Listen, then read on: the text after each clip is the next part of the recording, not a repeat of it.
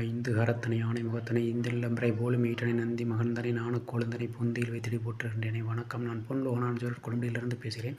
நாம் இன்றைய தான் எதை பற்றி பார்க்கலாம் அப்படின்னா, விரைவில் திருமணம் யாருக்கு நடக்கும், உறவில் திருமணம் யாருக்கு நடக்கும் அப்படிங்கிறத பற்றி பார்க்கலாம்.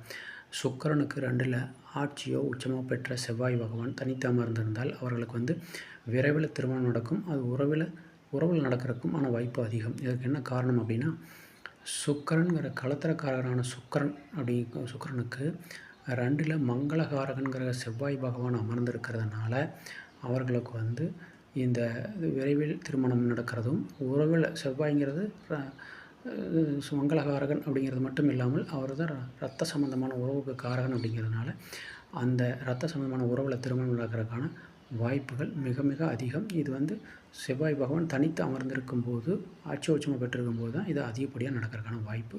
நன்றி, வணக்கம். மீண்டும் சந்திப்போம்.